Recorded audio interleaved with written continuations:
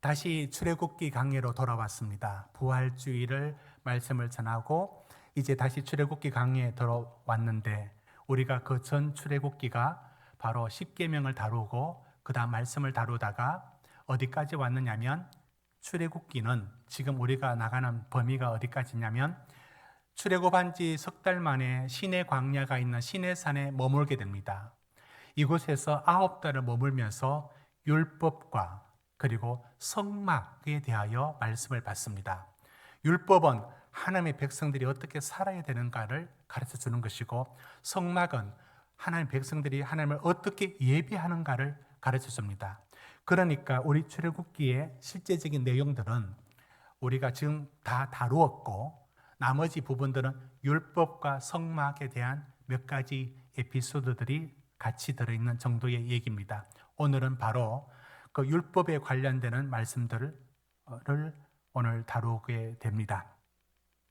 오늘 읽었던 말씀 속에서 우리가 이제 어떤 하나님을 만나느냐면 하나님이 어떤 분이시냐면 하나님은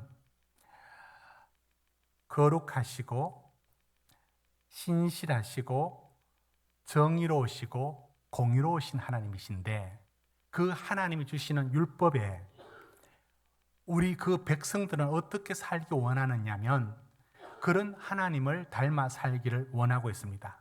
자, 그러면 오늘 말씀의 주제를 우리가 한 번에 먼저 받을 수 있는 질문이 하나 있습니다. 그건 이겁니다. 여러분, 거룩하신 하나님, 공의로우신 하나님, 정의로우신 하나님, 신실하신 하나님이 제일 싫어하는 게 무엇이냐? 그게 무엇이냐면 거짓입니다. 거짓. 여러분, 하나님의 성품에 거룩하시기 때문에 거짓을 너무 싫어하시고요. 공의롭고 정의로우신 하나님은 거짓을 볼 수가 없습니다. 신실하신 하나님은 거짓된 행위와 말들을 용납하지 않습니다. 하나님이 가장 싫어하는 게 있다면 거짓과 관련되는 일들입니다. 이 일들을 요한복음은 어떻게 말하고 있느냐면 이 요한복음에서는 이 거짓이 어디서부터 왔는지를 이렇게 말합니다. 요한복음 8장 44절 우리 같이 읽어봅시다. 시작. 너희는 너희 아비 마귀에게 났으니 너희 아비의 욕심대로 너희도 행하고자 하느니라.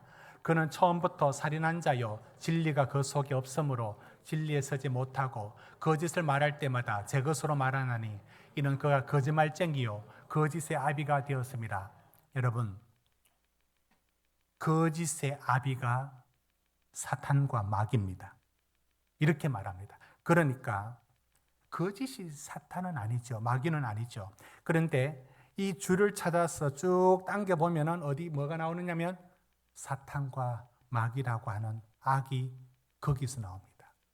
그러니까 죄 거짓말이라는 이 줄기를 당기면 끝에 뭐가 나오느냐면 사탄이 나온다. 그래서 하나님의 백성들은 항상 이 거짓을 미워하고 어떻게 살아라고 에베소서에서 이렇게 말합니다. 에베소서 5장 8절 9절 여러분 이것도 같이 읽읍시다.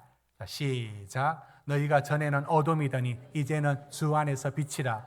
빛의 자녀들처럼 행하라. 빛의 열매는 모든 착함과 의로움과 진실함이 있느니라. 이것이 하나님의 백성들이 오늘 율법에서 하나님의 백성들을 어떻게 살아라고 하느냐면 빛으로 가장 반대되는 게 거짓의 반대로 착함과 의로움과 진실함으로 살아라 이렇게 말하고 있습니다. 그러면 어떻게 해서 거짓이 만들어질까요? 오늘 본문이 어떤 과정으로 거짓이 만들어지는지를 굉장히 심도 있게 말씀해 줍니다. 누가 거짓말 하려고 하는 사람이 있을까요? 우리는 빛의 자녀입니다. 우리는 거짓과 먼 삶을 살려고 할 겁니다. 그런데 거짓이 생각보다 만만치 않습니다. 거짓말, 거짓은 우리 옆에 항상 맴돌고 있습니다. 그리고 언제든지 면역력이 약하면 대상포진 나듯이 그거 언제든지 드러나는 게 거짓입니다. 그러면 거짓을 만드는 게 무엇일까를 오늘 9절까지를 전체를 보면 한 5가지가 나오는데요. 짤막짤막하게 찾아보도록 해보겠습니다. 여러분, 첫째, 거짓이 만들어지는 게 어떤 게 만들어졌느냐? 1절을 우리 같이 읽겠습니다. 시작. 너는 거짓된 풍설을 퍼뜨리지 말며 악인과 연합하여 위정하는 정인이 되지 말며. 여러분, 거짓이 만들어지는 첫 번째가 뭐냐면 첫 번째 대지를 띄워주십시오. 소문입니다. 소문에 추측, 과장, 왜곡이라는 거짓을 양념치지 마라. 여러분, 거짓이 가장 값싸게 만들어지는 곳이 소문이에요. 소문은 누구든지 자기 말로 말 안 합니다. 들었대요. 근데 그 출처를 정확히 말하는 사람은 아무도 없습니다. 소문의 출처를 정확히 말하는 사람이 없어요. 그냥 들었대요. 카더라. 누가 그 카더라. 이 얘기입니다. 그 소문이 거짓을 어떤 식으로 만들어 내느냐면 그 말을 그대로 전하지 않습니다. 거기엔 과장, 강조점이 달라지고 어떤 것은 중요한 걸 누락을 시킵니다. 그래서 새롭게 만들어집니다. 나 들은 대로 말했을 뿐이야.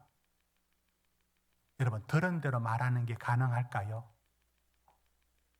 그 맥락에서 어디가 강조되는데, 어떤 게 살짝 지나가 버리는지, 어느 게 부각되는지는 내 입에서 재창조돼요. 나는 들은 대로 말한다니까. 들은 대로 말하는 그곳에 추측이 들어가고 그게 들어갑니다. 여러분, 1905년도 러일 전쟁 때에 울릉도 앞바다에 침몰했다고 알려진 러시아의 함선이 있습니다. 이름이 돈스코이호라고 하는 함선입니다. 그게 소문이 돌았는데요. 울릉도 어민들이 그 함선이 침몰할 때 거기 선원들을 구출해 줬는데 그것으로 구출해 준 대가로 황금을 받았대요. 이 소문이 돌았어요. 그로부터 100년 뒤 2018년도에 돈스코이호를 이 바다에 있는 그 울릉도 거점에 있는 이 배를 보물선을 이거를 발굴한대요. 그리고 사람들에게 투자를 요청했습니다. 그래서 엄청난 것을 여기 발굴해서 나오는 여기 뭐 여러 가지 황금들과 여러 귀중품들을 대해서 투자한 사람들에게 몇 배를 준다고 하니까 엄청난 사람들이 투자를 했고, 그래서 그 일이 어떻게 됐느냐? 많은 사람들이 엄청나게 많은 돈을 넣었어요. 결론, 사기였습니다. 거짓말이었습니다. 여러분, 소문이 처음에 만든 사람은 있는데 그 다음부터는 발이 없어 발 없는 말이 천리를 간다고, 그 다음에는 사실로 둔갑해가지고 거기에 각색을 하고 진실성을 더하면서 옷을 입혀가지고 딱 나옵니다. 이게 소문입니다. 소문은 멀쩡한 기업을 하루아침에 도산시킵니다.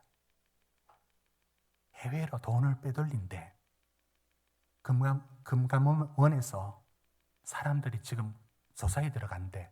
아무 근거 없는 소문을 퍼뜨립니다.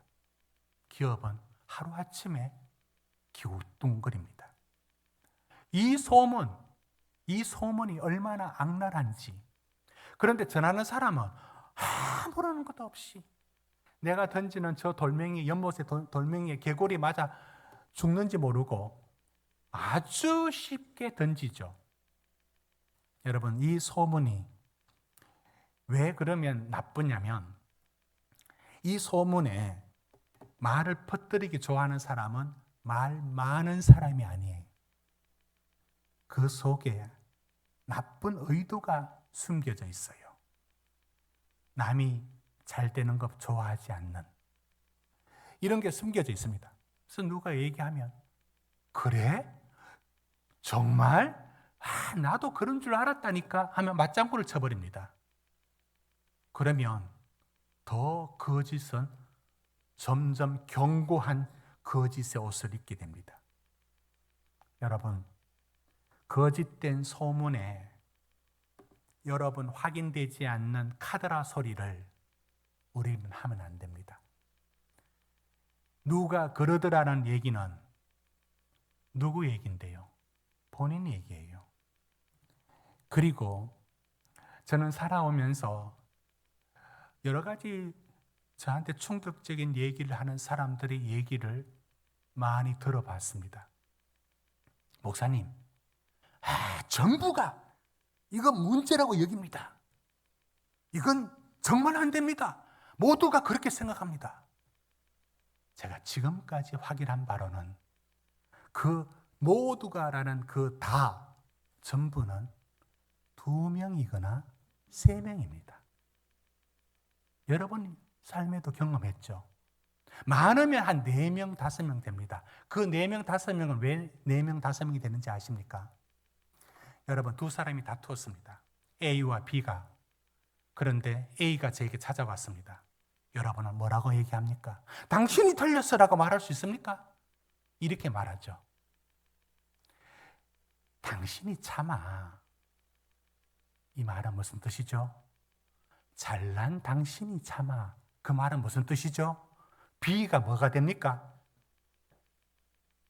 B를 험담은 안 하지만 우리는 그 사람의 얼굴에 안면에 받쳐서 어떻게 말을 하느냐면 그분 입장에서 말을 해줍니다.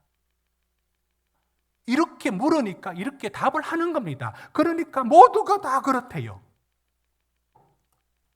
확대하고 부풀리고. 여러분, 있는 것을 있는 대로 말하는 게 하나님의 백성들의 삶이에요. 모르는 것은 모른다라고 해야 되고요. 인용할 때는 인용부호를 붙여야 되고요. 추측할 때는 이건 내 추측인데, 미안하지만 추측인데 정 사용해야 된다면 이 말을 각주를 달아야 됩니다. 이 속에 거짓이 살콤살콤 들어와서 거기에 양념을 치는 겁니다. 여러분, 거짓된 소문에 자칫하면 편듭니다. 그 부분들을 하나님의 백성이 어떻게 거짓에 연결됩니까? 주의해야 되는 겁니다. 하나님의 율법을 통해서 하나님 백성의 삶을, 거짓을 정말 하나님은 미워하십니다. 그런데 우리가 거짓의 가담자, 거짓의 부역자가 될 수가 있습니다. 자칫하면 소문으로 사람들 죽어나가고 기업들 망할 수 있고요. 그 소문으로 한 인생을 망치게 만들 수도 있습니다. 아무런 죄책감 없이 그 카드라, 여러분 성도들 입에 이 말이 당겨지면 이 줄을 쭉 찾아서 가보면 뒤에 뭐가 나온다고요? 마귀 새끼 나옵니다. 마귀로부터 연결된 그 어떤 연관성 있는 의도와 거짓이 숨겨져 있습니다. 우리 입이 정직을 말하고 살아도 부족한데 어떻게 마귀에게 빌려줄 수 있단 말입니까? 소문 부분에 성도들은 항상 바르게 판단할 수 있어야 합니다. 두 번째, 거짓을 만들어지는 어떤 과정일까요? 우리 2절을 같이 읽겠습니다. 2절 시작.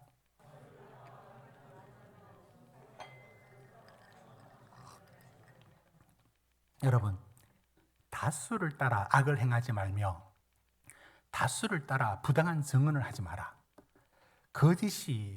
거짓말이 어떤 식으로 만들어지느냐면 이 다수라는 것이 언제나 정의일 수는 없습니다.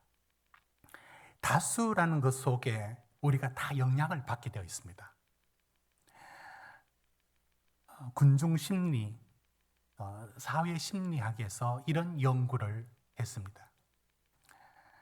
어떤 연구냐면 한 음악을 들려준 후에 이 음악을 연주 시간이 얼마였는가를 자기 느낌으로 적으라 했습니다. 그걸 다 들었습니다. 그리고 몇 분 정도 연주됐는지를 시간을 적으라 했습니다. 몇 분 정도. 그렇게 하니까 어떻게 두 그룹으로 나눴습니다. 한 그룹은 여러분들은 여기에 서면으로 각자 혼자 알 수 있도록 몇 분 걸렸다라고 적으라 했습니다. 그 또 한 그룹은 다 보는 데서, 듣는 데서 구두로 말하라 했습니다. 연구 결과가 어떤지 아십니까? 이 연구를 6번 했는데 거의 다 다른 집단에 동일하게 나왔습니다. 예를 들어 서면으로 각자만 아는 시간을 적어내는 거 있지 않습니까? 그러니까 그 음악을 들려줬을 때 어떤 사람은 한 30초로 느껴졌어요. 1분으로 느껴졌어요. 5분, 4분, 3분 굉장히 다양하게 차이가 났습니다. 글로 적어낸 사람들, 자기만 적어내서 다른 사람은 모르죠. 그런데 구두로 얘기한 쪽에서 어떤 한쪽에서 한 사람이 말했습니다. 여러분 몇 분 정도 걸렸다고 생각합니까? 하니까 한 사람이 첫 번째 일어나서 하는 말이 1분 30초요 라고 말했습니다. 그러자 2번, 3번, 4번, 5번, 6번 뭐라고 말하는지 아십니까? 나는 1분 10초 정도, 나는 2분 정도. 1분 30초 먼저 말한 사람의 범위에서 30초를 안 벗어났어요. 그거 여러분 신기하지 않습니까? 사람은 옆에 있는 사람의 영향을, 앞에 사람들의 다수의 영향을 받게 되어 있습니다. 내가 생각하는 것 같죠? 내가 생각하는 것 같지만은 사실은 다른 사람들의 생각이 어떠하느냐에 자기가 어긋날까 봐 겁을 냅니다. 이런 군중의 심리들이 우리 안에, 누가 아니라 우리라는 인격체 안에 이런 심리적인 것들이 이미 들어가 있습니다. 그러다 보니까 그렇습니다. 여러분, 그래서 이런 작용이 현대에서는 어떻게 일어나느냐면, 여러분, 고대에도 그렇겠지만 현대의 생활은 우리가 사는 세상이 너무 넓고 복잡하고 많아서 한눈에 파악할 수가 없어요. 여러분, 지금 우리나라에 일어나는 모든 일들을 우리가 어떻게 파악합니까? 원래 우리나라 수출은 어떤지, 경기는 어떤지, 농사는 어떤지, 지금 바다에 뭐가 잘 잡힌, 어떻게 알아요? 사람들 마음은 어떻게 알아요? 알 수가 없습니다. 왜? 내가 이 넓은 세상을 다 볼 수 없기 때문에. 그래서 현대에는 매스미디어라는 대중 매체가 다 보여줍니다. 통계도 보여주고, 뉴스를 통해서 보여주고, 신문을 통해서도 보여줍니다. 그러면 뭐냐면 우리는 현실 세계를 보는 게 아니에요. 우리는 현실 세계를 볼 수가 없어요. 너무 넓어서. 그럼 뭐가 동원되느냐면 여기에 언론과 대중 매체라는 게 우리 눈에 쏙 들어옵니다. 우리는 요 렌즈로만 통해서 세상을 봅니다. 그렇게 됩니다. 그런데 어느 순간에 이 렌즈를 통해서 보는데 내가 본다고 생각했어요. 내가 본다고 봤어요. 아니에요. 렌즈가 노란 렌즈로 보면 노랗게 보이고 파란 렌즈로 보면 파랗게 보이듯이 이 렌즈가 벌써 세상을 자기가 보는 색깔로 만들어버리고 맙니다. 이게 어쩔 수 없는 현대 대중 매체가 우리를 만듭니다. 우리는 현실을 현실로 볼 수는 없습니다.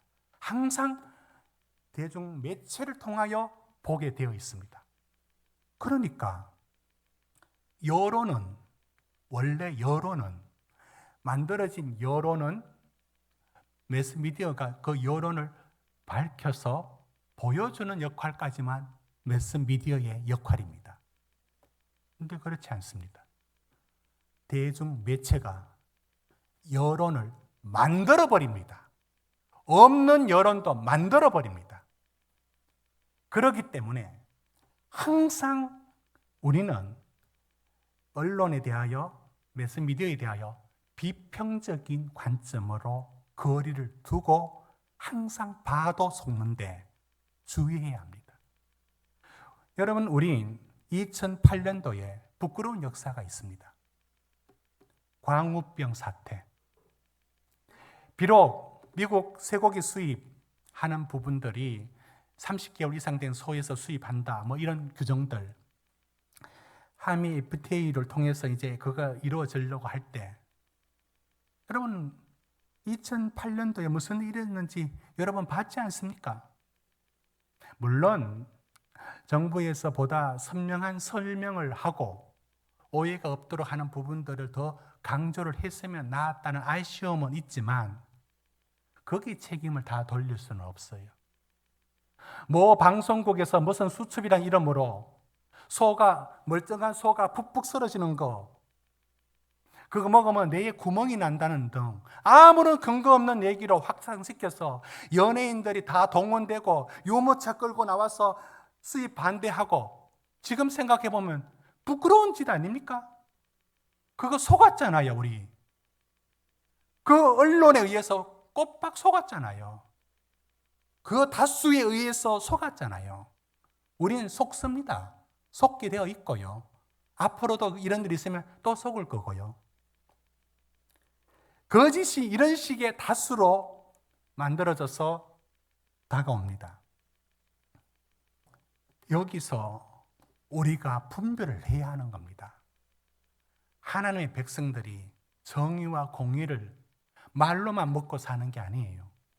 정의와 공의를 산다는 것은 이런 현대 대중 매체와 우리가 있는 사회를 항상 거리를 두고 비판하면서 봐야지, 뭐 어디 언론에서 떠들면은 그게 전부처럼.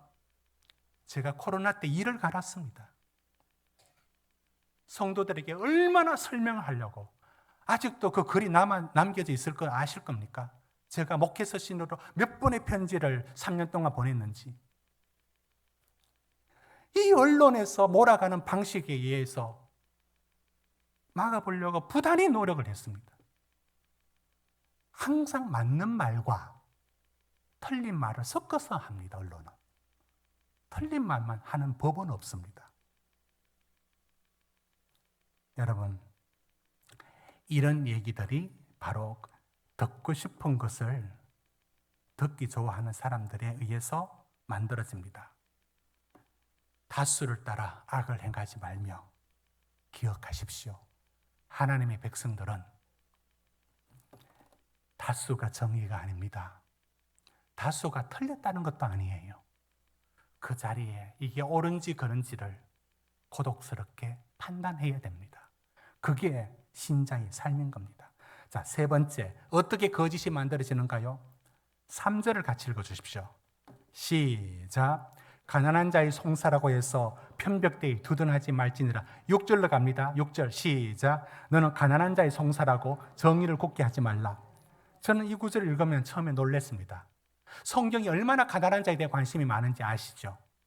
모퉁이에 곡식을 베다가 모퉁이를 남겨두라. 왜? 가난한 자들 먹고 살도록. 곡식을 거두는데 이삭을 줍지 마라. 가난한 자들이 먹고 살아라. 이런 식으로 성경은 철저하게, 경건이 뭐냐? 고아와 과부를 돌아보는 게 경건이다. 얼마나 가난한 자들에 대한 배려가 많은지 모릅니다. 그것이 하나님의 마음인 것 같아요. 그런데 그렇더라도 이렇게 말합니다. 가난한 자의 송사라 해서 편벽되이 두둔하지 말라.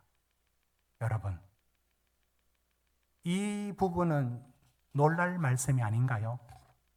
그 가난을 그렇게 생각하시는 하나님이 왜 이렇게 말씀할까요?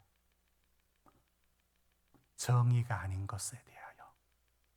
여러분, 가난하면 다 순수합니까? 가난하면 죄가 없는 건가요? 정의 앞에서는 제대로 판단하라고 하나님의 백성으로서 말합니다. 저는 이 3절과 6절 속에 오늘날에 이런 것이 들어있습니다. 여러분, 왜 가난한 자들을 왜 편들어 두느냐면, 가난한 자를 편드는 게 옳아 라는 이념과 사상이 들어있는 거예요. 그래서 그렇게 판단을 하는 겁니다. 이게 바로 오늘날 우리 시대에, 여러분, 세 번째, 이걸 대지를 한번 읽고 시작합시다. 자, 세 번째 시작. 이념과 편견은 거짓을 불러온다. 제가 오늘 3절과 6절의 말씀을 저 대지로 정리했습니다. 그러니까 이념과 편견이 거짓을 불러온다 말은 이게 무슨 말이냐면, 여러분, 가난한 자를 편들어 주는 게 좋은 것 같지만 정의 앞에서도 옳고 그름을 따지지도 않고 편든다라는 사상과 어떤 이념이 있는 거예요. 이념이. 우리 사회를 거짓되게 만들어가는 것 중 하나가 잘못된 이념입니다. 여러분, 저는 정치인들이 현수막을 내걸 때 쓰는 말들을 한 번씩 볼 때 너무 꼴보기 싫고 저거 빨리 좀 떼버리면 좋겠다, 그런 마음들이 있습니다. 이념적인 얘기들로 우리 삶을 자꾸 규정 짓고 이런 세상 만든다, 이런 거 만든다. 지가 뭔데 우리 사는 세상을 지 마음대로 생각하는 이념으로 뭘 만든다고. 여러분, 이념이 얼마나 무서웠냐면, 캄보디아의 선교지에 갔을 때 제가 거기서 어떠한 곳이냐면 그 투어 슬링이라는 감옥에 선교사님이 같이 안내해서 가서 봤습니다. 그래서 거기에 폴 포터 얘기를 들었습니다. 사진 한번 보실까요? 저 사람입니다. 멀쩡하게 생겼는데요, 저 사람이 폴 포터입니다. 폴 포터는 자기 이름을 만든 거예요. Political Potential, 정치적 가능성. 그 이름을 앞자를 따가지고 자기 이름을 자기가 지었습니다. 폴 포터라고. 이 사람이 어떤 사람이냐면, 결론을 말하면 캄보디아 국민 4분의 1을 학살한 사람이에요. 왜 그렇게 됐느냐? 이 사람이 공부를 대충 하고 있다가 어느 고등학교 기술학교에 들어갔어요. 들어갔는데 거기서 운 좋게도 프랑스 유학을 국비로 가게 됩니다. 행운이었죠. 공부도 별로 못하는데 어떻게 거기 됐어요. 근데 가서 뭐 하느냐? 공부는 딸리니까 어디에 관심 갖느냐? 그때 프랑스 지식인들이 유행하던 공산당에 들어갑니다. 공산주의를 배웁니다. 있는 것들은 안 돼. 프롤레탈리아가 나라를 세워야 돼. 지식인들은 나라를 망쳐. 그걸 배우고 들어옵니다. 와서 그 사회에 모든 지식인들을 죽여나갑니다. 크로메즈라는 정권을 쥐고는, 크메르즈라는 정권을 쥐고는, 여러분 킬링 필드라는 영화에 보셨던 것처럼, 다음 사진 보십시오. 여기 아이들을 세뇌시켜서 자본주의, 또 가진 사람들은 때문에 우리가 못 산다, 저런 애들 훈련시켜가지고 자기 부모, 동네 사람들을 쟤들 손에서 학살을 시킵니다. 그 감옥에 가면 저렇게 돼 있어요. 다음 사진 보면 저런 해골을 탑을 만큼 세워놨습니다. 됐습니다. 제가 무슨 얘기를 하려고 들고 왔느냐면, 폴 포터가 프랑스에서 공산주의를 배워왔어요. 그 이념 하나 때문에 100만 명이, 인구의 4분의 1이 저런 고통을 당하고 죽어갔습니다. 이념이란 건, 제가 오늘 읽었던 구절에서 이념이란 말은 없어요. 그런데 오늘날 저는 우리 시대에 잘못된 복지, 토지 공개념을 살살 불러일으켜서 국가적인 재산으로 사유재산에 침범하는 행위, 이런 이념적인 접근을 통해 가지고 나라를 자기 손에 옮겨지려는 손길들에 대해서 말로는 가난한 자들을 위하고 없는 자들을 위하고 노동자들을 위한다라고 하는 이 위선자들에 의해서 거짓이 펼쳐집니다. 그러면 거기 속아 넘어갑니다. 이렇게 어떤 이념이, 잘못된 이념이 이와 같은 것을 만들어낼 수 있습니다. 거짓을 만들어내는 네 번째가 어떤 것이냐면, 여러분 4절 5절을 같이 읽습니다. 4절 5절입니다. 시작. 내 원수의 기르는 소나 나귀를 보거든 반드시 그 사람에게 돌릴지며, 내가 만일 너를 미워하는 자의 나귀가 짐을 싣고 엎드러짐을 보거든 그것을 버려두지 말고 그것을 도와 그 짐을 부릴지니라. 여러분, 갑자기 왜 이런 얘기 하느냐면, 원수의 소가 있어요. 그러면 그거 찾아서 원수한테 안 갖다 주고 길 잃고 헤매도록 놔둬 버리는 거예요. 왜? 미워하는 감정 때문에. 5절. 나귀가 있는데 원수의 나귀야. 근데 원수는 여기 없고 원수의 나귀가 여기 있어. 짐 싣고 푹 쓰러져 있어. 도와줘야 되는데 가만 놔두면 죽는데 가만 놔둬버려요. 가만히 있었는데, 여러분 가만히 있어요. 지금 뭐 나쁜 짓을 한 건 아니에요. 가만히 있는데 이 짓 하지 말라는 거예요.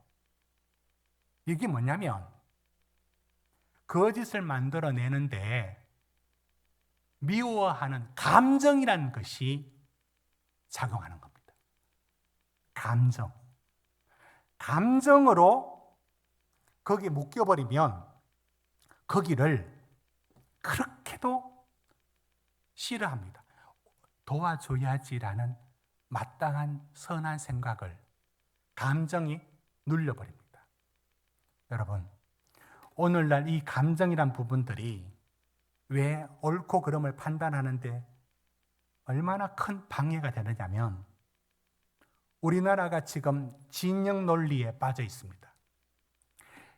이쪽 진영에서 어떤 잘못을, 자기 진영에서 잘못을 저질러도 잘못이라고 말 안 합니다.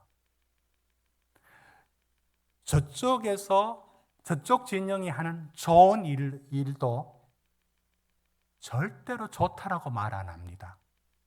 옳고 그름이라는 기준은 사라지고 진영 논리에 감정으로 묶여 있습니다. 제가 말은 하지 않겠지만 우리 정치 집단의 팬덤이라고 말하는 이 그룹에 성도들이 있으면 회개해야 합니다. 그저 이 진영에만 모든 게 옳아요. 여기서 누가 사람을 죽여도 옳아요. 저쪽은 아무리 착해도 다 나빠요. 왜 우리 판단 기준이 이렇게 돼버렸죠? 그 감정에 묶여 있는 거 아닙니까? 진영 논리에 갇혀 있는 거 아닙니까? 이게 바로 실타래를 계속 찾아가 보면 거기에 마귀가 나온다고요. 얼마나 나쁜 짓인데 눈 하나 깜짝 안 거리고 그런 짓을 하고 있다고요. 여러분, 원수가, 나한테 감정적으로 원수가 착한 일을 하면은 착하다고 말해줘야 되는 것 아닙니까? 4절, 5절은 우리에게 말해줍니다. 우리의 감정이 어디 묶여 있으면, 여러분, 인간이 영화에서 봤습니까? 좀비가 됩니다. 저는 한국에 좀비들이 많아요. 아무 생각 없어요. 그 진영에만 들어가면은 무조건 옳은 거예요. 저기는 무조건 틀렸어요. 어디서 그런 걸 배웠습니까? 어떻게 해서 옳고 그름이 그렇게도 판단이 안 됩니까? 유치원 때 다 배웠던 옳고 그름이 왜 안 됩니까? 마비되었어요. 이게 거짓을 재생산해내는 구조입니다. 마지막을 말씀드리고 오늘 말씀 맺겠습니다. 거짓을 만들어내는 그 속에 마지막에 어떤 것이 있느냐면, 여러분 8절 말씀을 읽겠습니다. 8절입니다. 시작. 너는 뇌물을 받지 말라. 뇌물은 밝은 자의 눈을 어둡게 하고 어려운 자를 말을 곱게 하느니라. 5번째 대지가 뭐죠? 5번째 대지, 이익 앞에 정의를 팔지 마라. 여러분, 왜 거짓을 하느냐면 내한테 돈 되면 거짓도 서슴지 않고 합니다. 내한테 유리하면 거짓 편에 속해 버립니다. 그리고 아무 감각도 없습니다. 여러분, 여기에 더 추가적인 설명을 시간상 더 하지 못하지만 저는 말씀을 읽으면서 하나님이 우리에게 율법을 주시고 그 백성들이 어떻게 살아라 라고 할 때 가장 경계해야 되는 게 거짓입니다. 근데 그 거짓이 저 멀리 있는 게 아니에요. 우리 혀 바로 끝에 붙어 있어요. 언제든지 얘가 거짓으로 들어올 준비를 하고 있습니다. 주의해야 합니다. 소문에 끼어들지 마십시오. 소문에 추측 넣지 마십시오. 과장하지 마십시오. 다수가 언제나 정의가 아닙니다. 언제나 비판할 수 있어야 합니다. 이념과 편견에 붙들려 가면 안 됩니다. 감정에 엮이지 마십시오. 이것이 거짓을 만들어냅니다. 이익 앞에 정의를 팔지 마십시오. 제가 오늘 말씀을 보면서 우리 성도들에게 그리고 저 자신에게 해야 될 마지막 말씀을 하고 맺겠습니다. 여러분, 우리는 누구나 다 내가 좋아할 수 있는 정당이 있습니다. 정당은 공공의 이익을 실현하기 위해서 모인 정치적인 견해를 같이 하는 이들의 집단입니다.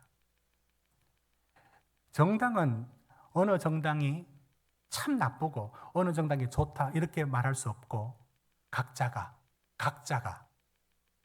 그래도 좀 더 나은 사회를 만들기 위해서 이 정당이 좋겠다라고 선택할 수 있는 것은 우리의 자유이고 그 판단은 우리 모두의 자유이고 한 교회가 똑같은 정당일 수도 없고 그래서도 안 되고 하나로 몰아가는 것은 잘못이라고 저는 생각합니다. 그러나 어떤 정당도 100% 하나님의 뜻을 실현하는 데에 부합하지는 않습니다. 좀 더 가까운 데가 있겠죠. 그러나 그 정당이 여러분을 모든 걸 대변하도록 두면 안 됩니다. 어떤 지점은 하나님 말씀에 분명히 거슬리고 반대되는 것이 있습니다. 그럴 때 그건 아닌 건 아닌 겁니다. 절대로 한 정당에 여러분 마음을 두고 속할 수는 있지만 여러분 영혼을 거기다 넘기지 마십시오. 기꺼이 줄 수 있으면 50% 정도 줘도 너무 많이 준 겁니다. 더 이상 주지 마십시오. 왜? 거기에는 언젠가 거기에 어느 정당도 온전하지 않는, 이거는 하나님 말씀 앞에 옳지 않는 어떠한 부분들이 발생합니다. 그럴 때 여러분은 그건 아니야 라고 말할 수 있는 제3의 고독한 자리가 신자의 자리입니다. 여러분들을 우리가 사는 이 세상 안에 정치가 모든 걸 앞서도록 두시면 그게 신자입니까? 복음이 뭔데 정치적인 이념 하나 못 넘어서는 게 복음이라면 그게 신자입니까? 우리는 우리가 속한 곳에 옳고 그름을 판단하는 거 쉽지가 않습니다. 그러나 하나님은 그 백성의 우리를 빛의 자녀로 만드신 하나님은 정직하고 진실하고 참된 편에 속하기를 원하고 계십니다. 우리의 입이, 우리의 행위가 거짓에 편들거나 거기에 부역하는 일이 없도록 항상 깨어 있어야 되고, 여러분 생각을 한 정당에 다 맡겨가지고 죽으나 사나 여는 다 옳다라고 하는 그런 룰에 빠지지 않기를 간절히 부탁드립니다.